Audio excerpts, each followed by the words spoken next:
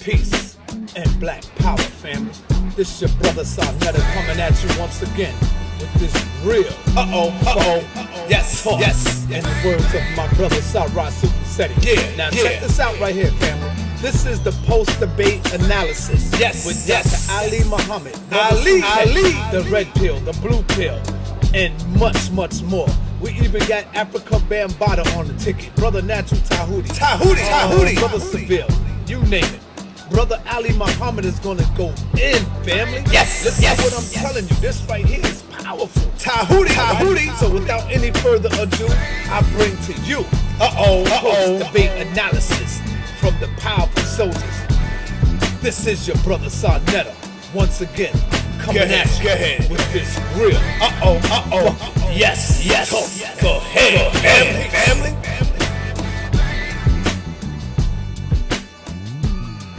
We need groups of people working together at any moment to protect each other. Whatever it is that they're doing. That's important.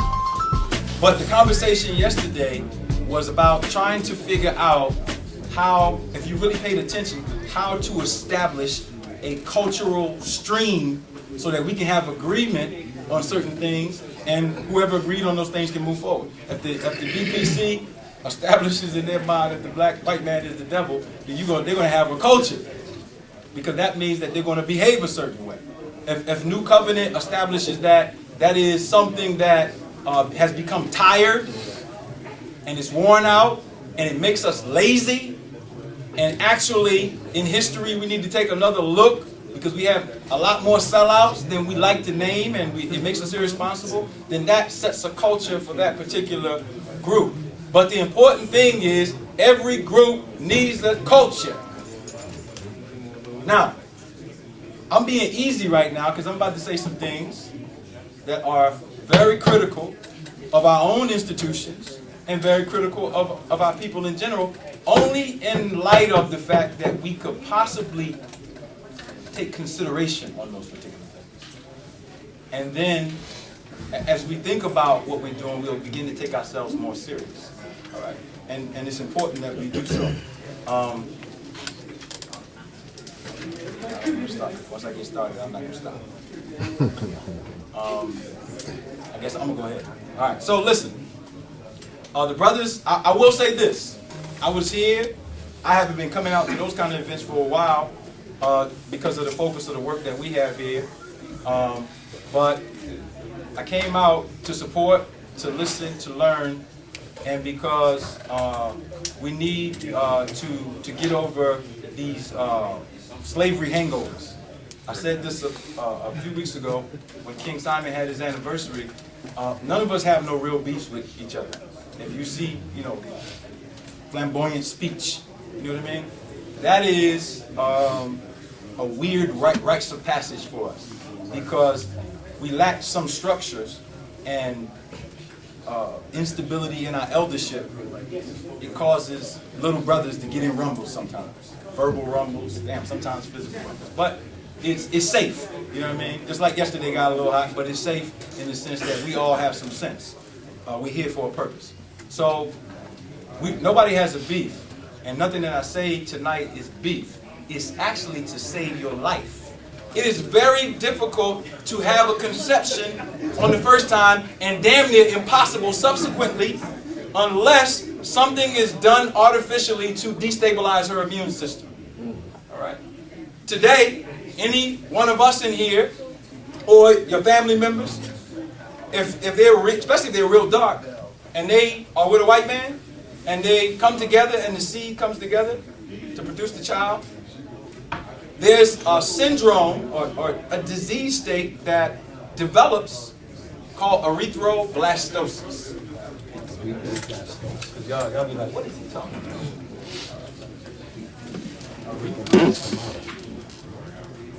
Blastosis.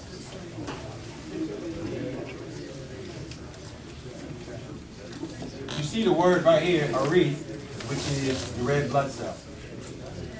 All right? So, if there's any medical doctors in here, or anybody who's a pharmacist, whatever, the women, most of our women, get prescribed a drug called, this is a popular one, Rogan.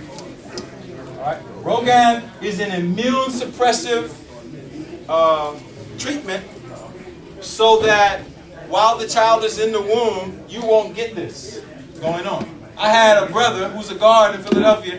His sister got pregnant by a white boy and she died of this disease because they didn't catch it fast enough. Because it's supposed to, it's a culture, when that happens, those two specimens come together, a white male and a black woman, she has to go to the doctor real early for her pre-med, or what do they call it? Prenatal, yeah, I don't even know what this stuff is. Prenatal care. Because if they don't catch it early, you can get this problem going on. Let me explain this a little bit better so you can understand. There are different types of blood types. There are different ways of typing blood. There's hundreds of different ways of typing blood. The most common is antigenic typing. Antigenic typing deals with 4 main categories. O blood, we got O blood in here, all right? A blood, B, or AB, all right? Let's put that down. Now this is instructional in the sense of slavery on this point about Soledad O'Brien. All right, so you got 1, actually a little backwards. This is 2, this is 3, this is 4. All right. Any one of you can have any of those blood types. But I guarantee you, if you have deep hue, at least one of your parents have to have O. At least one. So you get 1 allele or gene from your mom or your dad, and 1 allele from the other parent. Let's say you get 2 O's. That means you have O. Let's say you get an O and a B, depending on who gave the seed. All right. If your father gave B and your mother gave O, your typing will be B. Okay. There's a reason for that. I'm going to explain it because this is a scientific point, but I want to carry it over into another field.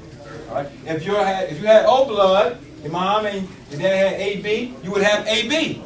But you still have 1 O allele, so it will give you certain types of characteristics in your physical look. All right? So, I'm saying that to say that this is the dominant blood type on the planet, and these are what you call antigenic. Write that word down. If I ask you just what antigenic means next week and you don't know, that means what are you here for? Antigens, right. What is the antigen? Biology class, come on. What's the antigen? Virus. An antigen is a virus. There's something on these blood types that when it mixes with this one considers them foreign. And the immune system of this one will attack those and attempt to remove it. So if the mother is incubating the child, she has to take something inside of her, all right, to suppress her immune system from attacking those others. All right. That's important. That's important. So, if you get the book that Seti told you to get yesterday, Medical Apartheid by Dr. Harriet Washington. There is no book in the history of the United States of America that is more detailed, specific, historical, and chronological in the sense of slavery and the experiments, the surgeries, the practicing on anesthesia, and the birth processes. To give you an idea of what exactly was going on. Yes, sir. What's the author's name again? Dr. Harriet Washington. And the book is called again? Medical Apartheid. All right. Medical Apartheid. And we're streaming this live, so if you go to our channel, get the flyer, you can just like watch this again if you miss some stuff and you're not taking notes. But my point is this. This is the universal donor. If people want, if you go through your hood in Harlem, I don't walk through Harlem a lot because I'm always on the go, but if you go through your hood, you'll see the little blood banks that's set up in the hood. Right. Right? And the blood banks are to get your blood. All right? Because you are the universal donor. You are non-antigenic. It's easier for them to take it if they want to cut it up into platelets and some of it into serum. They can do a whole bunch of things with it. But your red blood cell is important to the world. Now, it's also important to highlight that when doctors talk about stem cells, they're talking about black red blood cells. It's important for you to understand that. All right? We're not going to have a biology conversation tonight, but I'm bringing this up for a particular point. All right? The particular point, going back to the Soledad O'Brien issue, is this issue of race is very complex. It's not just a social issue. All right? This is a Fortune 500 company issue. For those of you who have seen those lectures that I did on HIV and the other ones on disease, all right? There's a company called Celgene that works with a sub-company called Life Bank USA, and they're a Fortune 500 company, and they deal with stem cell research and artificial intelligence. And their primary goal is to get your placenta, your cord blood, if they can, your uterus, some of your ovaries, because they take that, all right, and they create stem cell technologies to help the bodies that are falling apart on this earth, mostly of whom are non-African, all right, or not black people. So, as we look at this, this is also used in artificial intelligence. The most important component of artificial intelligence is nanocarbons. Nanocarbons are small chains of carbon. And the goal is to get living nanocarbons because they can do a lot of things, like a stealth bomber with the sheet of carbon on it that can make it invisible, depending on what you do, and go through radar. All right? Those nanocarbons are taken from animals, from plant life, and from human life. All right? Aborted babies.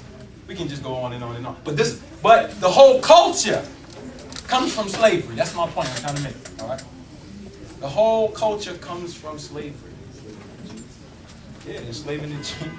We're very wealthy people. So, why am I bringing this point up? The issue of race is being confused into something other than what it is. First of all, it's a crime against humanity that's being suppressed by us and others. See, this is a very simple thing. No other people go through what we go through and make excuses for the people who did it. It's not that hard, brothers and sisters. The confusion comes from the leadership. Because you start saying what you feel. And that's for you and your family, actually. Most of it. Because we do need responsibility and to stop blaming people. However, we are on a chessboard with black and white spaces. That's right. And black and white pieces. That's right. And for us to be naive shows how naive we are. You see what I'm saying? We have to think about this now. Because at the heart of this, none of us would be talking about this if our people did not experience what we experienced. We'd not be in this room right now. We'd be somewhere else talking about some other stuff. But we are here right now, yesterday, 2 weeks ago, next week, another debate, a month from now. Great. What are we talking about? We are talking about one issue. How do we remedy our particular situation? And there are a multitude of things that can be introduced. But the one thing that we have to agree is it needs some remedy. Sure. But you are being coerced, peace God, you are being coerced into suppressing that. Through mental warfare. And we agree to it. So, what are our points? Because I do want some of these brothers to come up. What is the right direction for our people? Do we have any real effective plans as a people?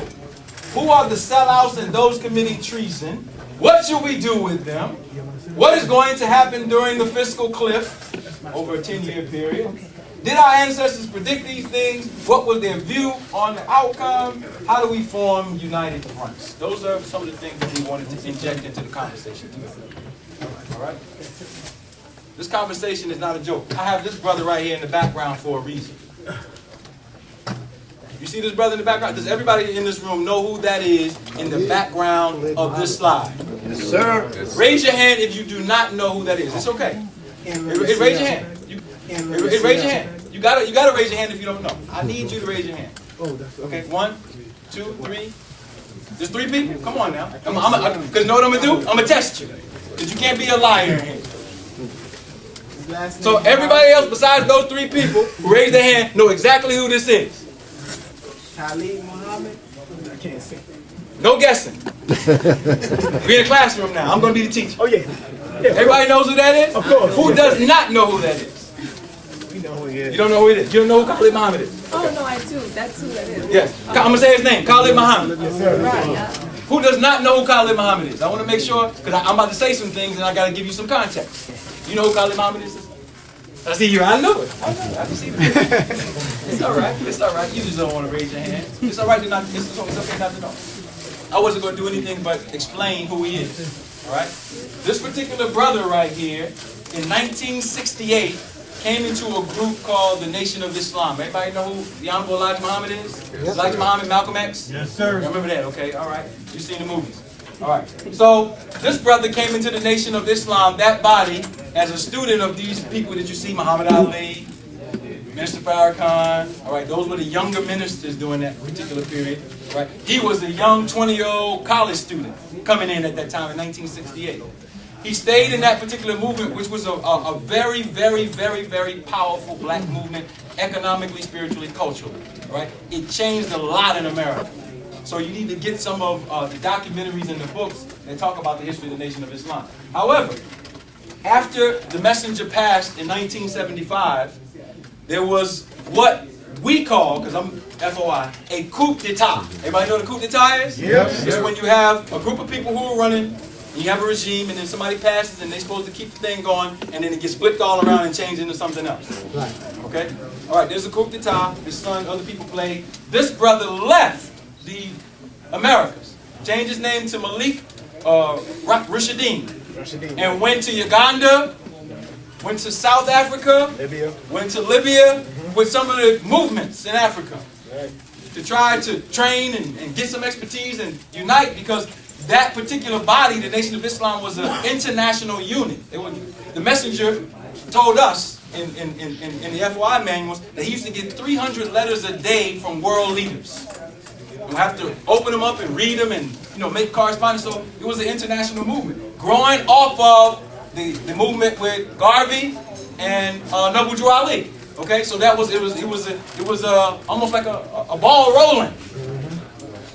So by the time we saw it in the 60s, the stuff that we see, we had an international movement for black people. Okay, some of the elders can testify to that operation.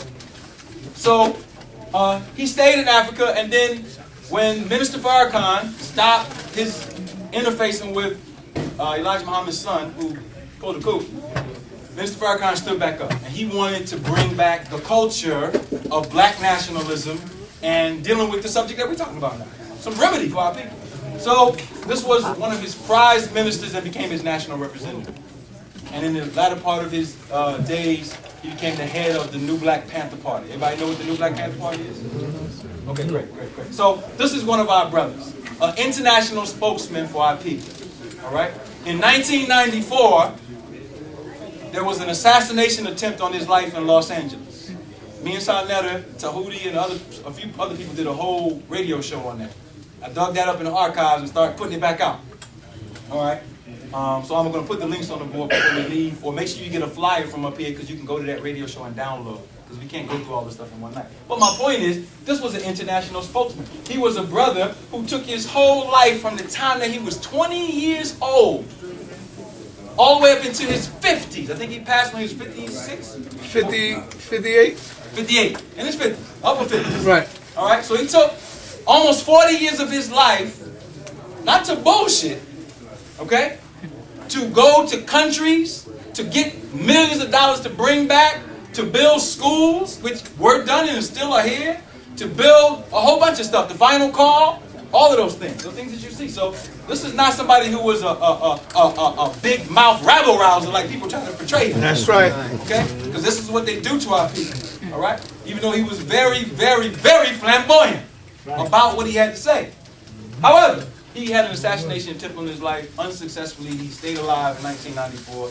And then, in my position, some people might not agree, in 2001, he was poisoned and assassinated. Yes, sir. Okay. That's right. Now, I'm using him not to make this into anything other than what the debate had to be about. Okay?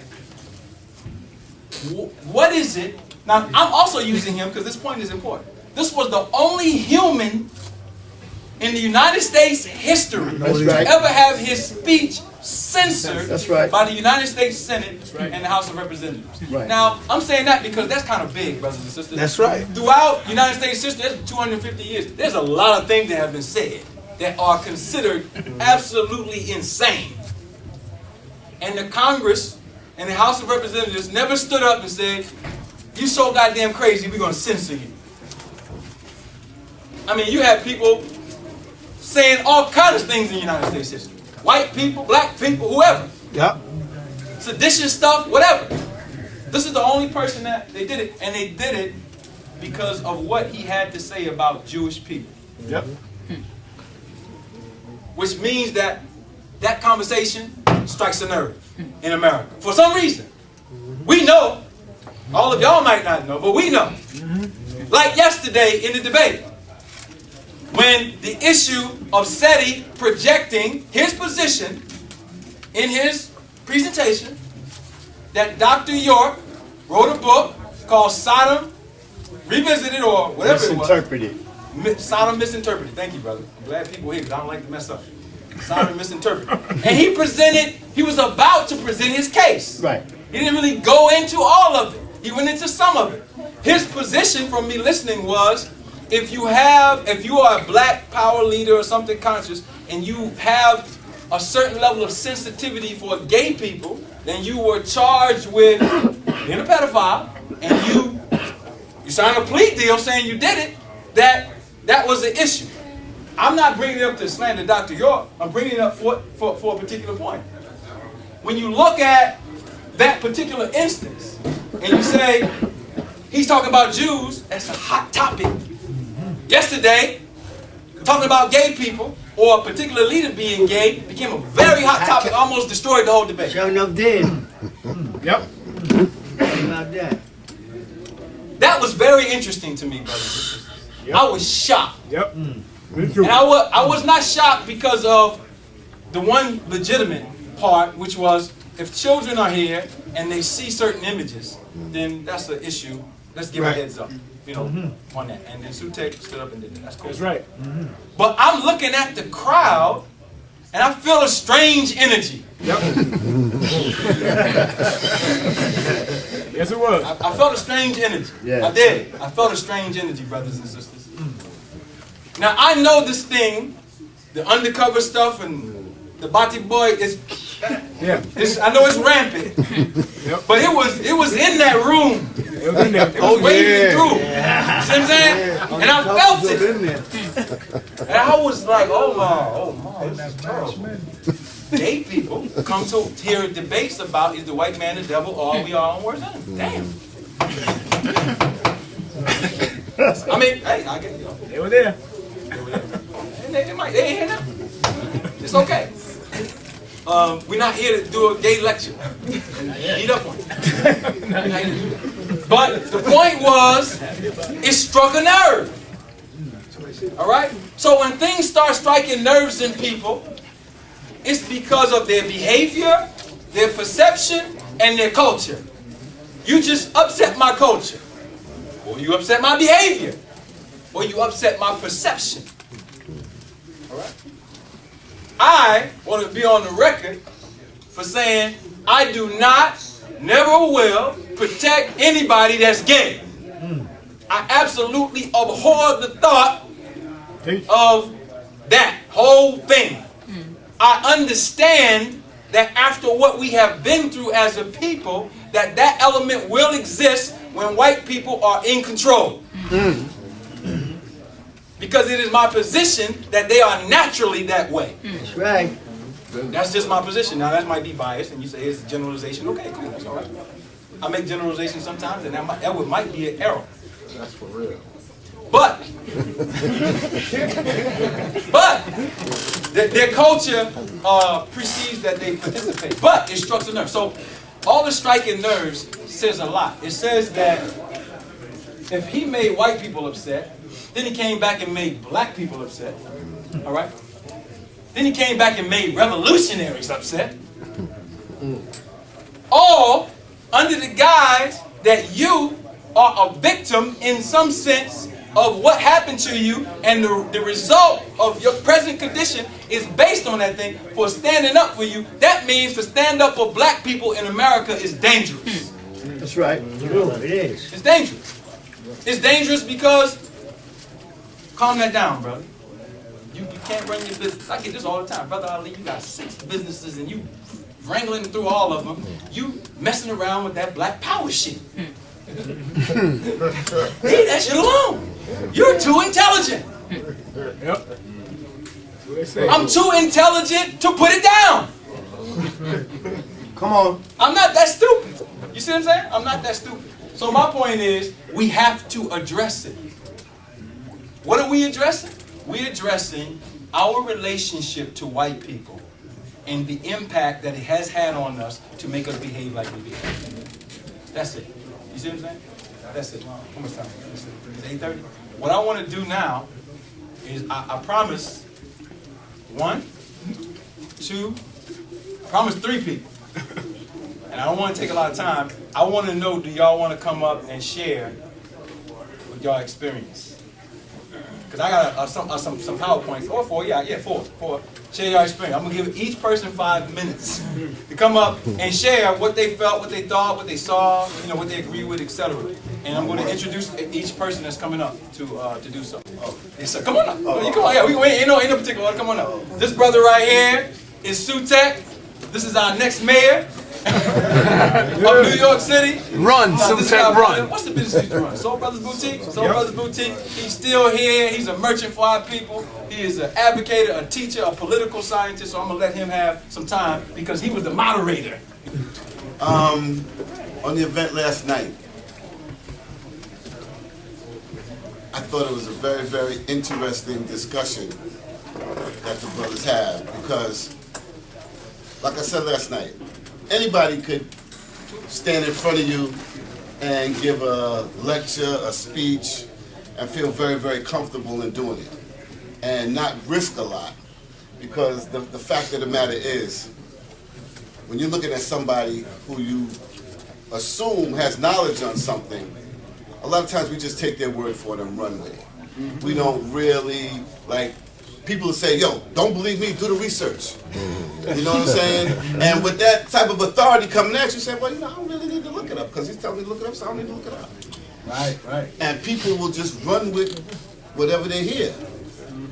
But when you got somebody 5 feet away from you that did the research, now you really got to be careful about what you come out your mouth with. You understand? And now, those people, to me, are the brave ones. Because, and those are the real teachers and those are the people who are really sincere about what they're doing. Because at any moment, somebody can make a fool out of you and ruin everything that you may be trying to put forward. So I applaud the brothers who participated in those type of events. Ali Muhammad, Natural Tahuti, Polite, True Islam. I would say Ray Hagan, but he backed out. So on the event last night, and the topic, some people said, oh man, we still on the white man thing, we still on the white man thing. You ain't gonna never get off that. As long, Natural Tahuti told me of a conversation that he had with Kamene Hiawatha Kaba. And he said, and I'm paraphrasing, he said, when are we going to stop saying the white man is the devil? And the professor said to him, when we win. That's right. When we win, that's when we'll stop saying it. Right. Until then, he's still the devil. You can't take it off the table. Can't take it off the table Exactly. until we win. So, with some of the issues that he have up here, Go ahead.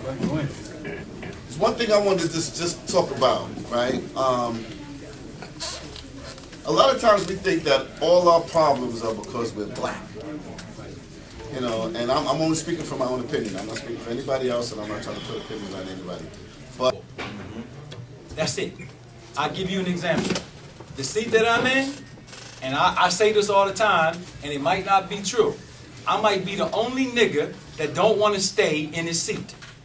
Because I wrote this right here, this right here, I wrote this, and I'm out next year. Next year, I'm out. No, out of my position. You see what I'm saying? Where the group can now elect somebody else. I got an opportunity to run. I don't think that I want to run because of what other things that I'm doing. But I'm saying that to say the issue of leadership, we're looking at it possibly in an immature way because of a lack of certain types of discipline. Let me give you an idea of what I'm saying. Listen, black folk. If you don't like that term, more folk, indigenous folk, African folk. Listen, you got leaders. You have leaders. And this is the issue on the white man is the devil because the white man is leading you. You don't vote? Cool. You still go down if you're going to hop in that car. Most of us who don't know something about an alternative method and go and get that license so you can make sure that if the lights come on, you're in protocol. That's a protocol set by the governor of the state and the legislature of the state. We have two tasks at hand. Figure out the best way for us to economically and culturally interface with the United States of America and figure out how to set up an electable system of operations. I'm saying this for a reason. You had two brothers yesterday that were completely powerful brothers, right? But if you go look at their systems of operation, they are suffering with the same syndrome that helped us and put us on the breast, but it also made us sick. What is the syndrome? We had great monarchal leaders come to us as a people because we were babies. Garvey is a breast. Get on the Garvey breast. That's what we did. You see what I'm saying? Drew Ali is a breast. I'm not saying it in the sense of, you're nurturing. Elijah Muhammad is a breast. And it's really my conclusion, once those three came, the breast was over. It was time to move to a certain dimension, but it was like a gap where the cancer had to get itself removed. We at the end of the cancer right now. You see what I'm saying? We at the end of the cancer. Our discussion on economics precedes the fact that we need to work on it in the jurisdiction of the United States of America and figure out how to form our own jurisdiction and make it workable so that when people don't like whoever is up there, you're up there, you have a procedure to get elected, you have a procedure to get removed. That's so simple. The reason why people don't want to do that is because of the money part of it. See, but what we don't know is if we have our own jurisdiction, the money part is amplified. It's amplified. You could do everything that you're doing right now with the whole group agreeing that you're doing it under your jurisdiction and that everybody in it is going to protect you, and they will have specific people who are specific legal whoever's who will take the task of doing it. You see what I'm saying? I'll give you an example. I'm about to do, before December 31st, $250,000 analysis on the society because people give 60 cents a day. Did you hear me? Now y'all see me getting gray hairs. But we have enough people that if they give 60 cents a day in 365 days, that's $250,000 this year. Now they might not give it. Right? And we have something to deal with that. See, if you don't give in our society, you get a few things that happen. It's a staged process. You get a drill society, all right? And then we could say, we have an agreement for you to give 60 cents a day. You didn't do it. So now, we have a 4-tier process, all right? The first one is, we're going to warn you and say, participate. The second one is, we're going to bring you up before a drill society and make a mandate. If you don't want to follow the culture, then what do? We expatriate your ass. Roll out. You see what I'm saying? That's the rule of indigenous people. You see what I'm saying? Family, we want to talk to you. Why don't you want to give your energy to the circle?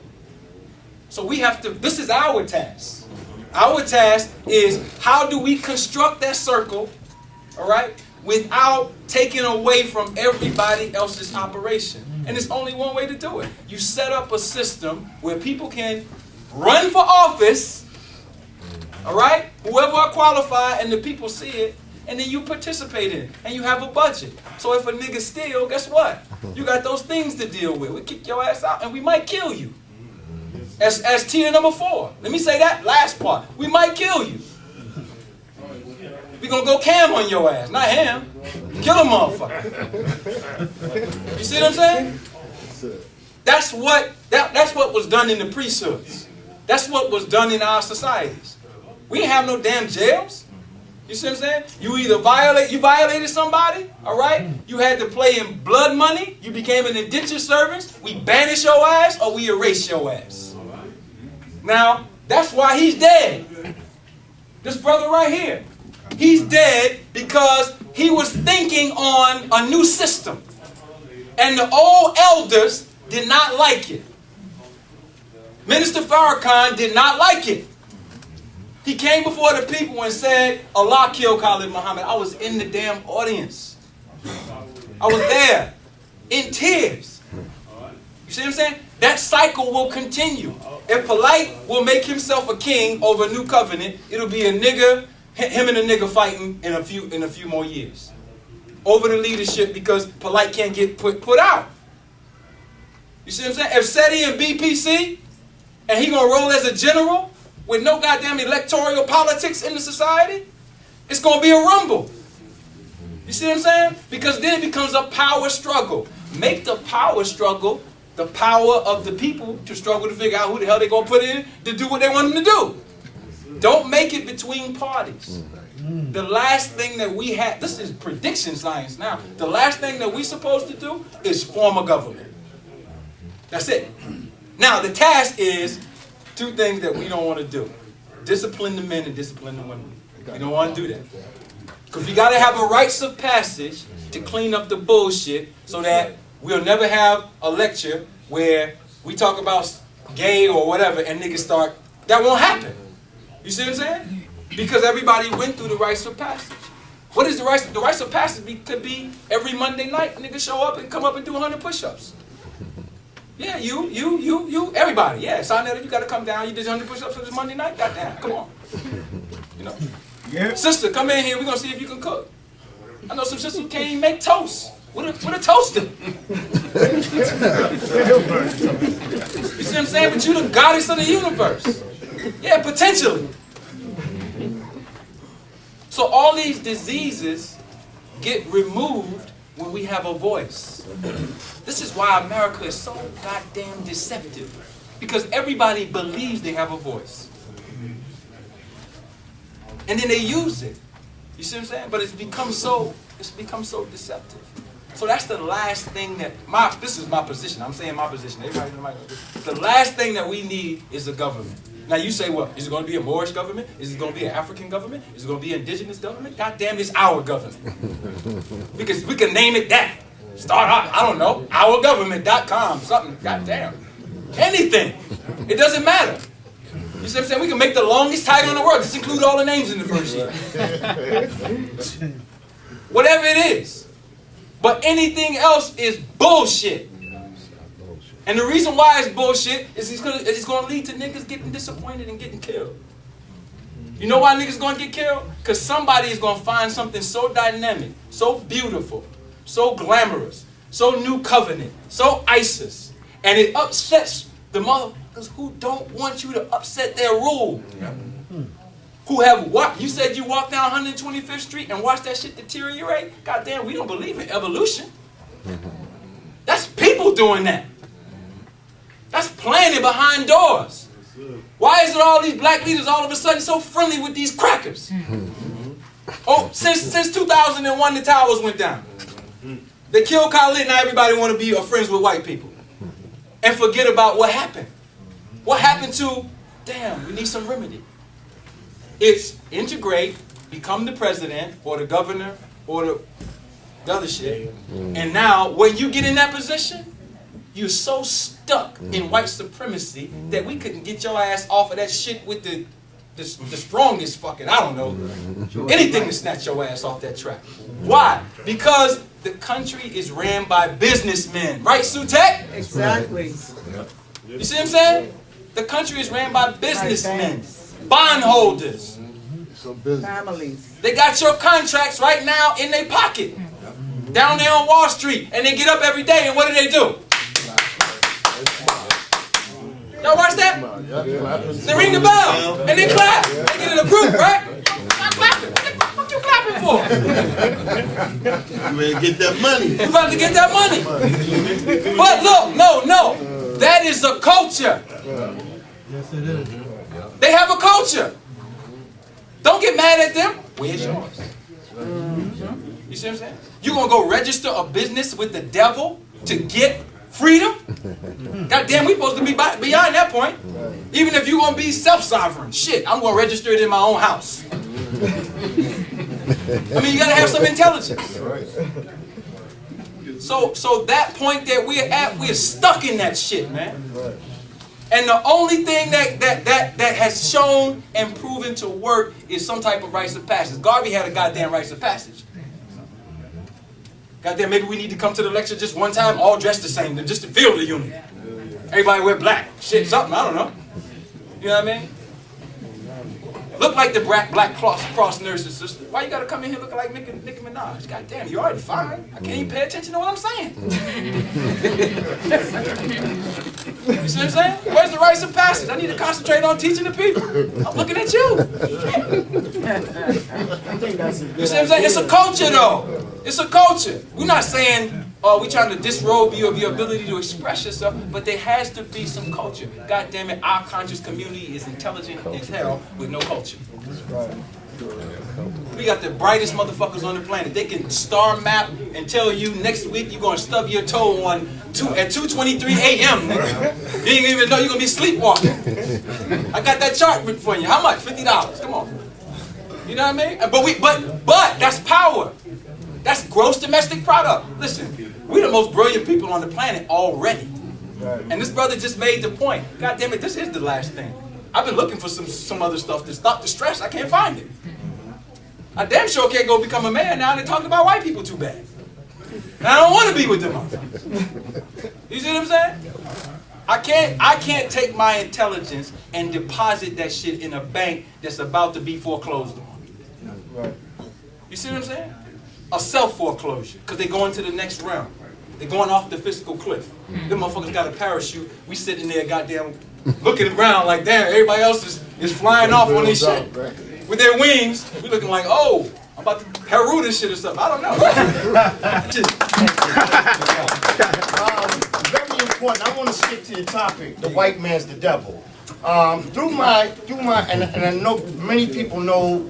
You see me on YouTube, and you know I'm holy and sanctified in the glory of the Great Mother. That's what I truly believe. It's not something that I do because it's popular for me to do. No, that's what the Spirit is creating me to do. It's in my heart to do it. I'm not going to change it. People say, stop teaching that. You might do more lectures. I said, no, then I'm not going to do no lectures. This is what the Spirit is telling me to do. So I got a particular job to do. And I want people to stay out of my way. Don't criticize my job. If you are my people, then see the need to help to support me. Because I am sincere in what I'm doing. I'm going to die in this position. And I'm going to live in this position as well. I'm going to live in it. And one of these days, I'm going to leave out of here. And when I leave out of here, in my very last breath, I'm going to give praises to the Great Mother. That is what I'm doing. You understand what I'm saying? Tell them what you mean by that, because I'm looking at some faces like, tell them what you mean. When I say about the Great Mother, I want brothers to understand that I am not making a difference between men and women. I am of, African people are matriarchal. We don't have to discuss that. We can do that another time. I am of the ancient science of the mother principle. The mother principle is the balance between man and woman. As a man, I am powerful, but that woman is magical. What men have to learn from women is that we need to learn how to yield to the feminine principle. Because that's what real men do. That's right. We give our lives for our women. That's right. And so, it's very important for my job. I'm going to go back to the debate. When they put that homosexual stuff up there, and those two black men, everybody got upset. Not just the New Wabians. Men in the joint was upset. The men were upset. But guess what? When they put that black woman up there, and with a man, I didn't see nobody get upset. So that shows you that the patriarchal deeply set inside of us in our minds, there's a difference. When we see the woman in a compromising situation, it wasn't so upsetting. But when we see those two black men, everybody was upset and lost their goddamn mind. So that is evident of the job that needs to be done. That's right. My job is very important, and I need my people to help support me. But I want to get back to the white man is the devil. I need to say this because, you know, I did a lecture called The Mythological Origin of the Devil. And through my research, started learning different etymology, learning connotative linguistics, learning the denotative value of a word. Very important, because all of the secret society, 33 Degrees Freemasons, they know this stuff. So we need to know it. So when I learned about the mythological origin of the devil and the etymology of the word devil, it didn't go back to the white man. So I thought about it. I said, wait a minute, maybe the white man is not the devil. And so I went on that for a very long time. Then I went to one of my elders. The Spirit told me to go to the elder. When I asked the elder said, Brother Tahuti, I said, should we still teach kill the white man? Because I'm looking at it, I said, damn, we ain't got no money, we can't buy no guns. And if we do get guns, we got to buy bullets. And if we got to get bullets, we need water. And if they shut down the energy, damn, we're going to be messed up. So the elder told me, he said, brother, wherever you are at in your development, it's fine. Because I don't teach kill the white man. I teach love your black self, and that which you love, you're going to kill for anyway. I learned that from the most honorable Elijah Muhammad. Elijah was teaching us to love ourselves. Right. Because you're going to kill for that anyway. There you go. You're going to defend. But Right. my elder, Hiawatha, Clemente, said, we're not taking that off the table. We're not taking kill the white man off the table. So, you know, I made a mistake. Because I publicly said the white man's not the devil. Now, I am man enough to tell you I made a mistake. So what? We make mistakes. I'm a teacher. There you go, God. And teachers make mistakes. Yes. The white man's the goddamn devil.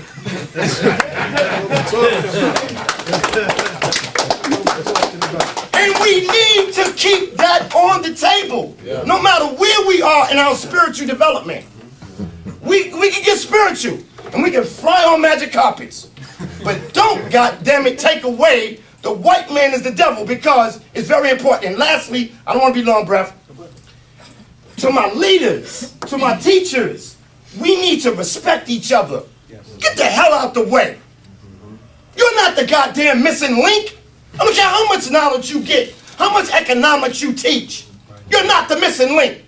Each one of us is a piece to the puzzle. Right.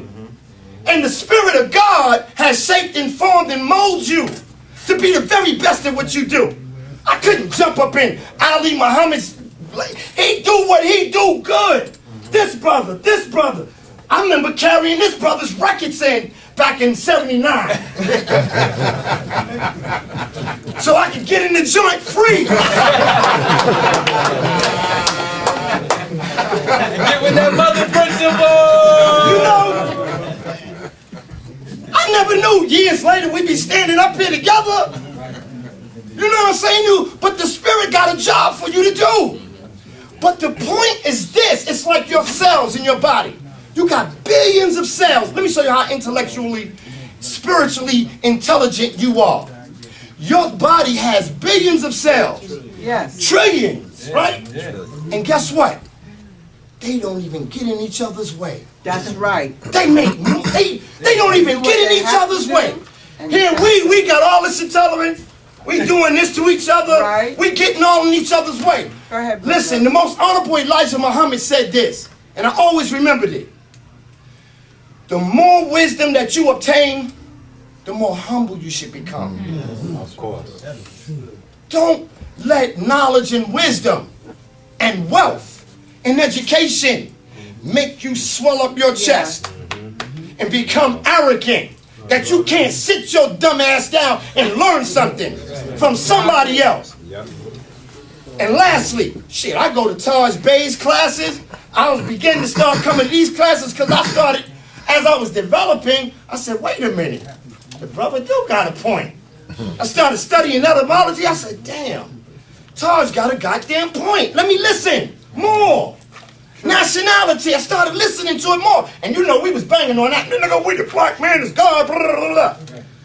But now I'm starting to understand how important law is, how important these things are. And so you know what I'm doing now? I'm sitting my dumb ass down so I can learn something.